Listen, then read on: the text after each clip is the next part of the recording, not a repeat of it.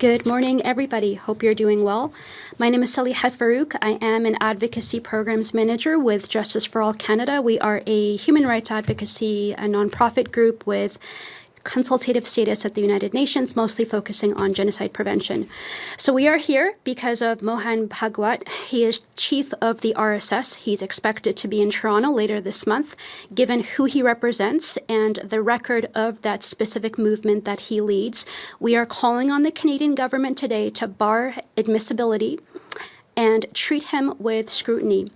A joint letter opposing his entry has already been endorsed by well over 300 civil society, as well as labor, human rights, community organizations, and diverse representatives from across Canada, and was already provided to Prime Minister Mark Carney's office, as well as cabinet ministers responsible for public safety and foreign affairs. The RSS is rooted in a political ideology that is nationalistic and authoritarian. One of its most influential leaders had previously praised Nazi Germany's racial nationalism. RSS members and the movement itself in general have been linked to crimes against humanity, including incitement, communal violence, intimidation of minorities, the repression of journalists, academic, and activists, and this in turn emboldens supporters of the right-wing nationalist BJP government to do the same. In 2024, a report from Canada's own Immigration and Refugee Board had described the RSS as the principal organization of the Sangh Parivar, which does include India's ruling BJP government as one of its organizations.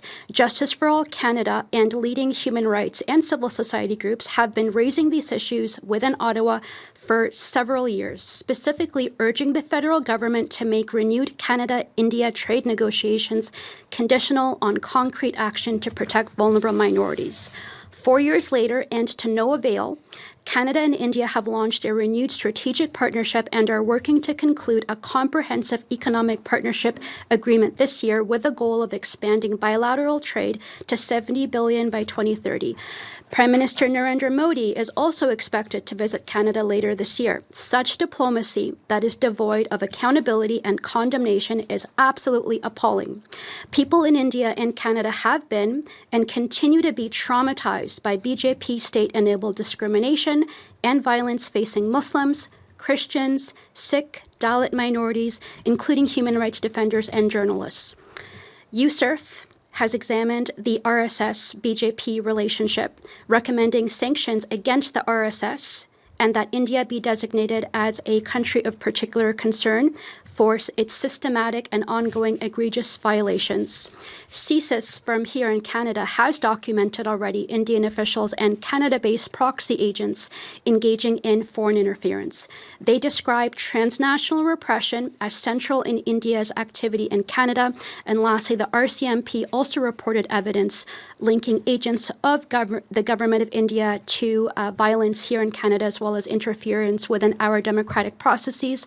I'm honored to be joined by a number of human rights leaders representing groups from across the country, including a member of parliament to speak to this further today. I'll have first MP Heather McPherson, member of parliament for Edmonton, Strathcona, to start us off today.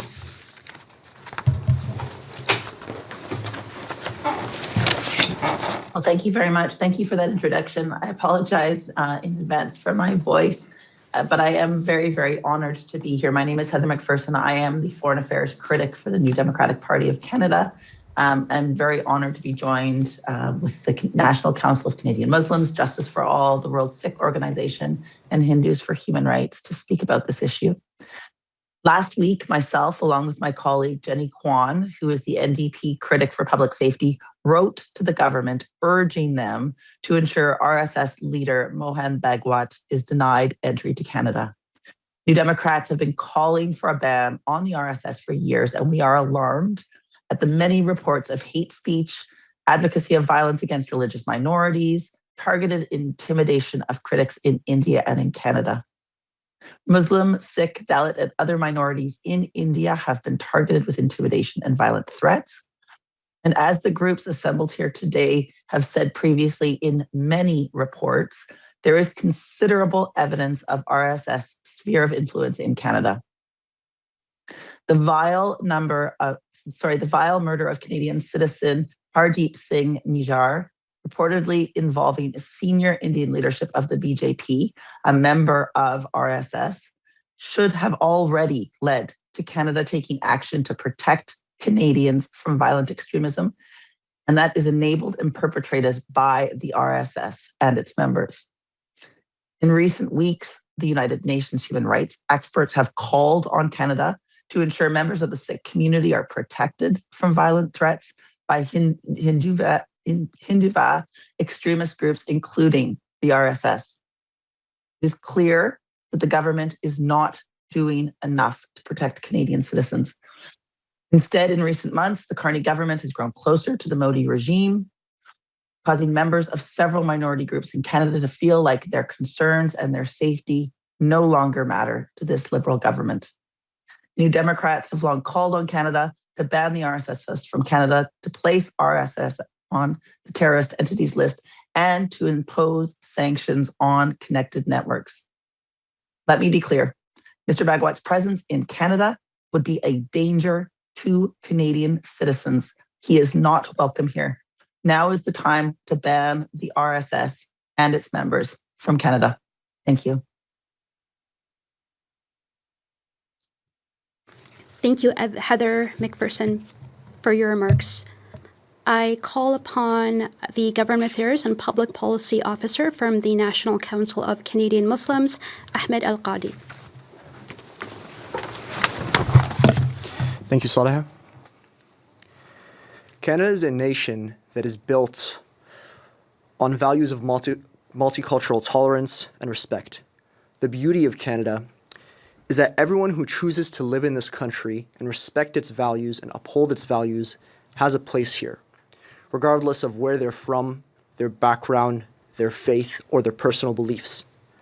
Unfortunately, the India-based RSS network, which operates in Canada today, and whose chief leader is about to make his first visit into the country, has no plans to follow these same values, the values that bind us together as Canadians and make a great country.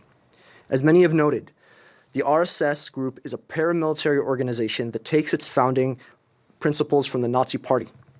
It wants to reshape Canada.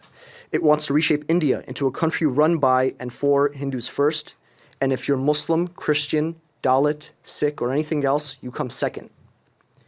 It is a dangerous, supremacist ideology behind India's worst communal violence since partition in 1947. And it is this group, the RSS, that plans to host events in Toronto at the end of August and the beginning of September. Let us be clear, Mohan Bhagwat is coming with an agenda of division, to poison the minds of Canadians, to fan the flames of intolerance, and to rally his supporters in Canada around the idea that India's Hindu majority owns India and everyone else is a second-class citizen.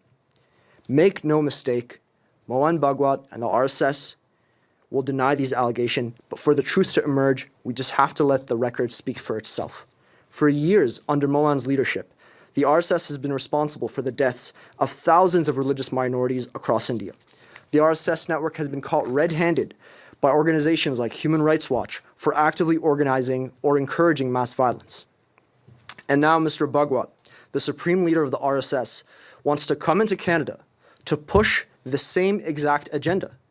He wants to talk about his work. He wants to talk about the RSS vision, and he wants to rally his troops in Canada. This poses a direct threat to the public safety of Canadians. It specifically threatens to import the mass violence and communal Islamophobia and all manner of religious intolerance of the RSS network onto Canadian soil. And what sort of message does that send? That Canada welcomes organizations who associate with Nazi-like principles? The message that we hope Canada sends is the following. All those who want to come into Canada to spew hate and division are not welcome. And that's why we stand together alongside our allies and many Canadians who have called on the Prime Minister, the Minister of Public Safety, and the Minister of Immigration to ban Mohan Bhagwat's visit this year and to ban the importation of hate. Thank you.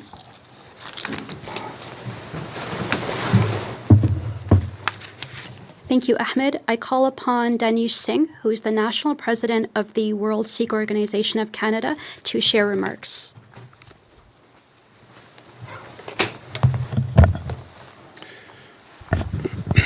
Good morning. My name is Danish Singh. I'm the National President of the World Sikh Organization of Canada.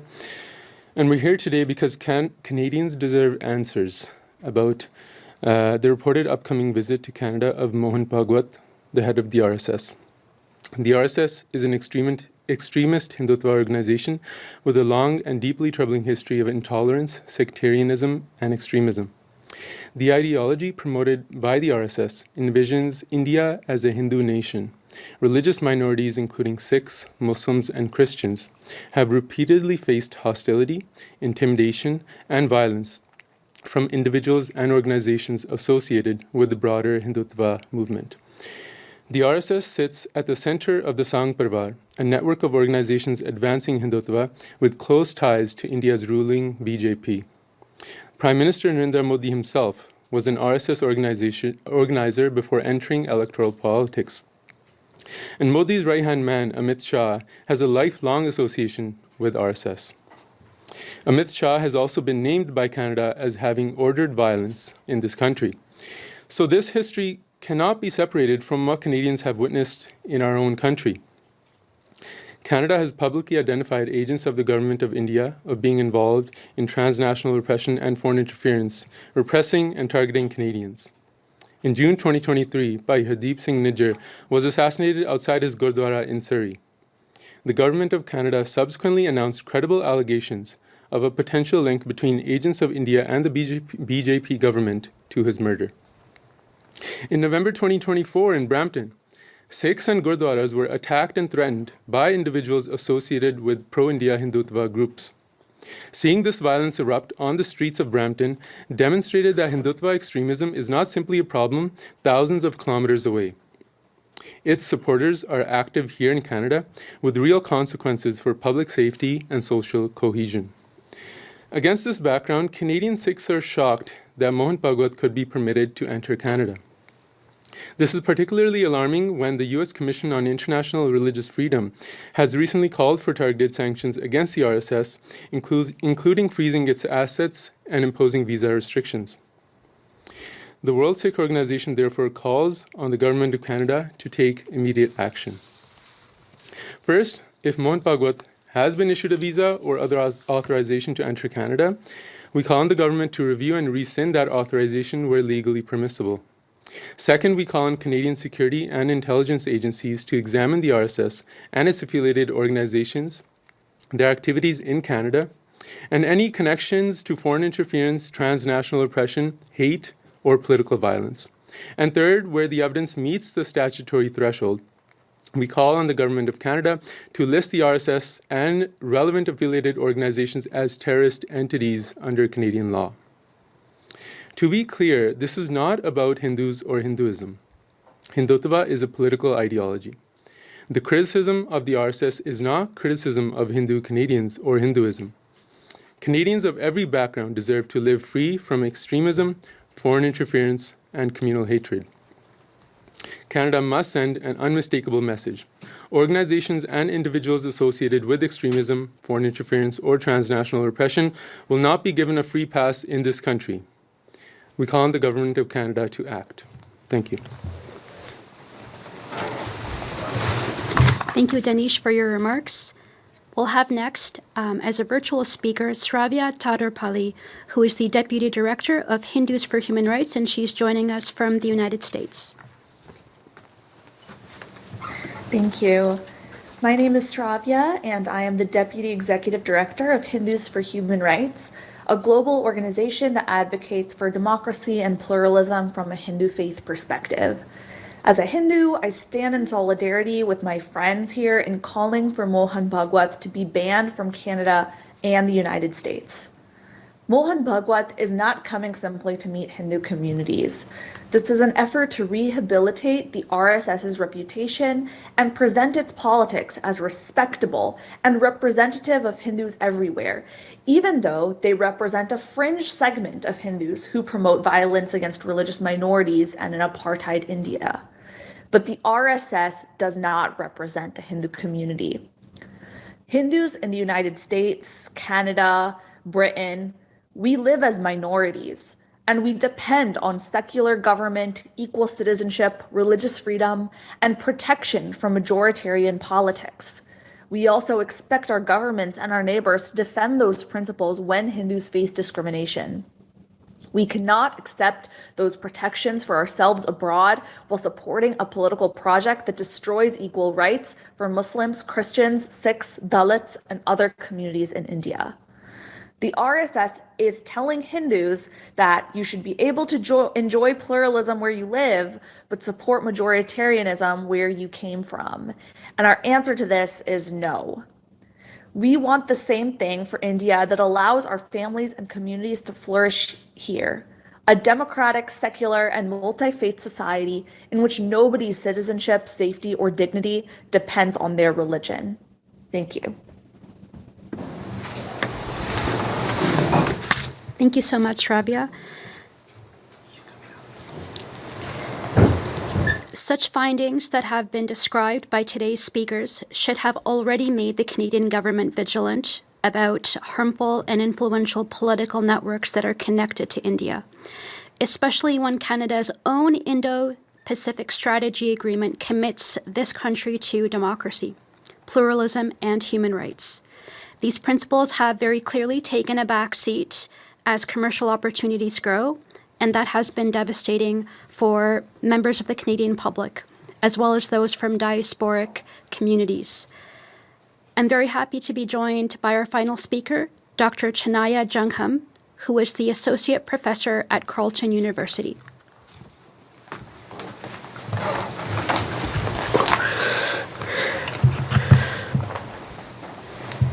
Can I go?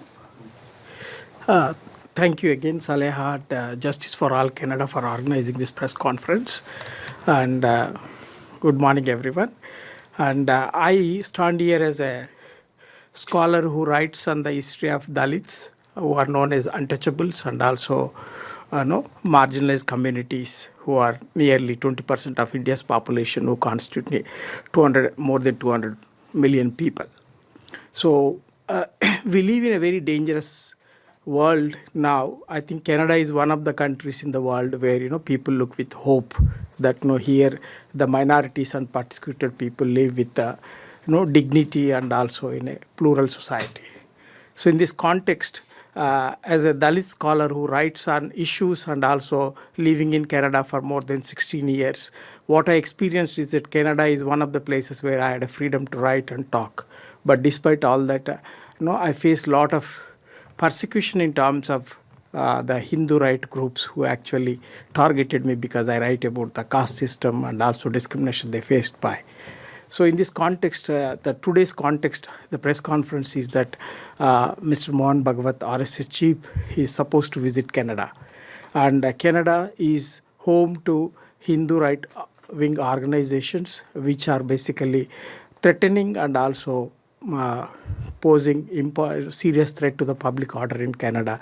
For example, I faced both in person and also online threats from Hindu right groups. And his visit will be a very important in the context of emboldening these groups and getting them power in terms of whatever they can do, they can go scot-free.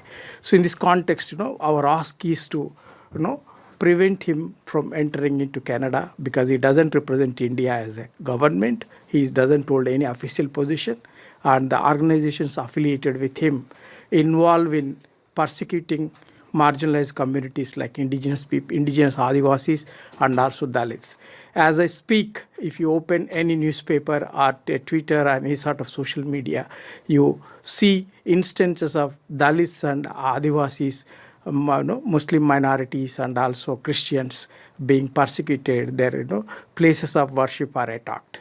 So in this context, to safeguard the Canadian plural society and also democratic norms and also justice, our ask is to act and prevent this person entering into Canada so that our plural and also peaceful democratic existence will not be threatened by it. Thank you so much.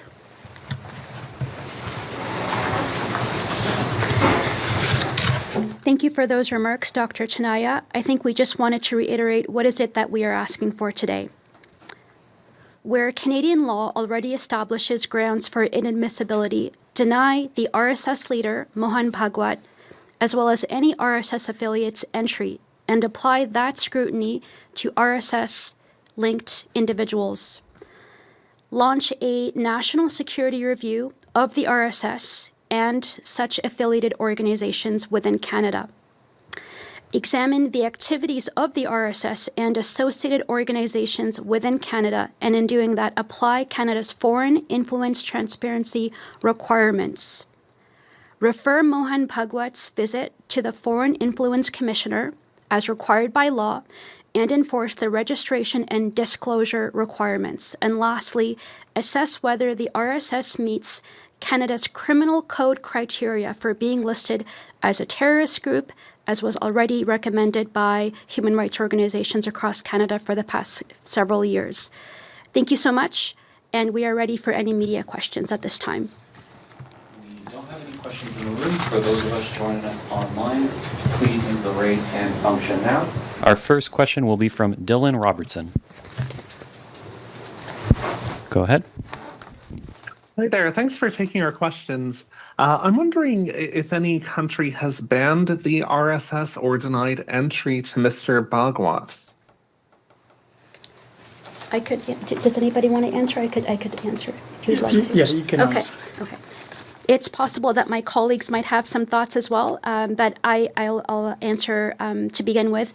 So as part of Mohan's itinerary or his travel schedule this summer, we do know that he's not only expected to visit Canada, but also the United Kingdom as well as the United States. Neither of these countries have yet, quote unquote, outright banned him.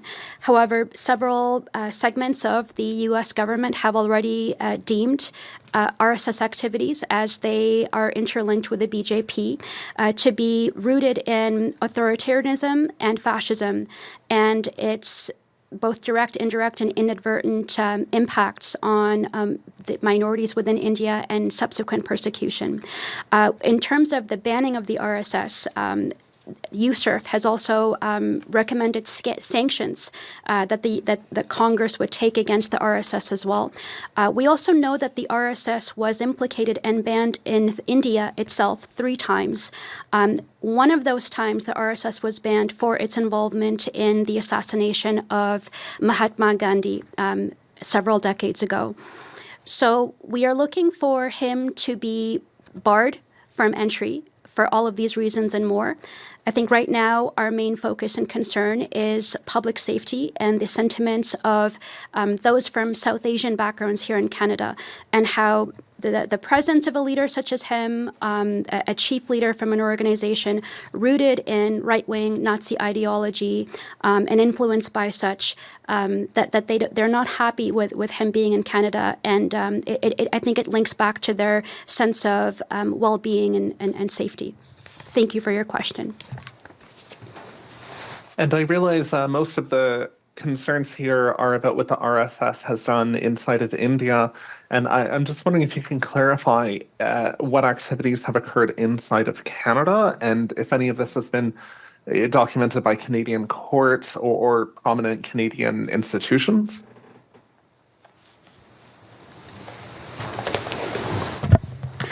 So as I mentioned, the Brampton riots that occurred in 2024, in a lot of the videos and footage, you will see chants of RSS or related affiliated organizations.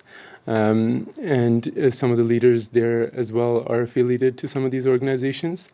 That's one example. And there's also the case of Amit Shah, who is a lifelong associate of RSS, who has been named by Canadian officials as having ordered and orchestrated violence in Canada.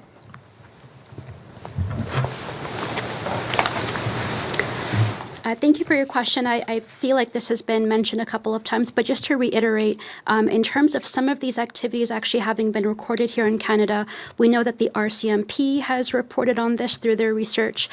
We know that Canada's Foreign Interference Commission, in the Commissioner's latest report, has documented instances of transnational repression and violence linked to agents of the Indian government. And so as well as CSIS also has done a study on the links between the BJP and the RSS and negative implications. So that research has been done by these Canadian institutions. We know that, of course, leaders such as Heather McPherson had stood up within Parliament several times to speak about the danger of the RSS and why it should not be existing, or RSS-linked charities or organizations should at least be reviewed here in Canada. So we know that this issue has been spoken about and studied at length by institutions of the Canadian government, but also by members of Parliament that actually have foreign affairs and human rights obligations as part of their portfolio. Thank you for your question. Dylan, I don't have anyone else online, so if you have any other questions, please go ahead. Yeah, I thought I would maybe just get a broader comment on what we've seen under the Carney government. I mean, obviously, the Modi visit, the rapprochement with India, you guys have talked about that. I'm wondering when it comes to intercommunal, the different facets of Indo-Canadian communities here, it seems like there has been a bit of a shift from concerns from Sikh organizations towards concerns from some of the Hindu organizations within Canada. Obviously, there's a huge diversity here of different groups, but I guess I'm just wondering how you would describe the way that this government is approaching issues when it comes to the Inclusion Council, when it comes to the concerns of people who in India are religious minorities, what's happening with their relatives back home. Do you have a broader comment on what shift is taking place regarding these different groups?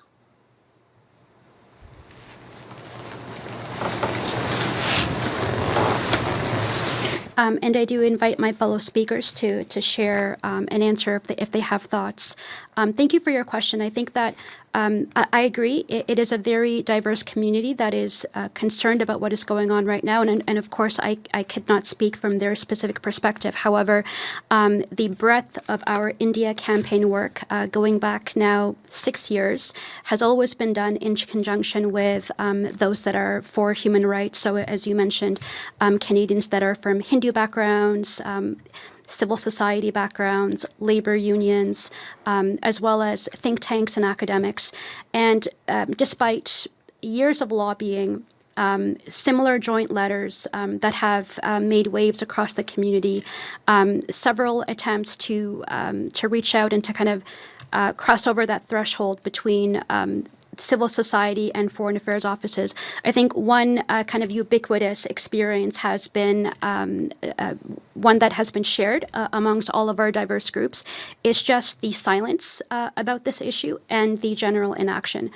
So whereas we are seeing lots of responses in terms of similar human rights violations and conflicts and strife in various parts of the world, as there should be, responses from the Canadian government and policy measures and condemnations. Very interestingly, when it comes to the issue of India, it has been a very stark and mere silence. And that is something that that has been frustrating over the years. And after the joint letter that was sent to the Prime Minister a couple of days ago with over 300 names of very diverse individuals, as you pointed out, from across the country, including some of the most renowned human rights groups, it would be another blow to us and another disappointment to not get a response. We're hoping that we will get a response this time, given that Mohan's visit is fast approaching. We do hope that his admissibility will be barred. But I think, just to answer your question, there has not been any movement on the India file as there has been on other human rights violations, unfortunately. I jump in as well with a comment. Dylan, thank you for the question. I just want to say, from my perspective as a parliamentarian, I feel this is adding to a narrative of this government prioritizing trade over human rights, over the safety and security of minority groups in this country. It is a continuation of sort of an abdication of Canada's role in the world. I have traveled across this country over the last year and spoken to so many Canadian citizens who feel like they are being treated like second-class citizens by this government, that they are not given the same prioritization. Their safety is not prioritized in the same way. And I think, combine that with the the putting trade ahead of human rights. Combine that with us stepping back on things like international development, stepping back on peacekeeping, all of these things put forward, I think, something that's very dangerous, that Canada is going down the wrong path, prioritizing commerce over human lives. I think I would just add to that we also believe that trade is important, and it's important for the health of this country. It should just be principled, and we see a principled stance when it comes to the U.S., who's waging economic warfare against Canada from this government. But we don't see the same principled stance when it comes to violent activities in this country and when it comes to public safety. And so that's where the disconnect is. And on top of that, Mohan Bhagwat is not some civil servant or government official where that would even apply. And Canada has a history of denying people who have been part of either extremist or military or militant groups. And so the trade reason should not even apply here, and this should be an easy win for Canada. Can I? Please do. Yes, of course. Thank you. I also want to make some clarification to everyone that, that it's not the question about Hindu religion as such. There are, Hindu, RSS or Mohan Bhagwat is not the representative of Hindu religion. There is a difference between Hindu religion and also the way in which the Hindu religion has been politicized through organizations like RSS. So that's why it's very important to make this difference. Like, Hindu people who, even in Canada, there are many Hindus who practice religion.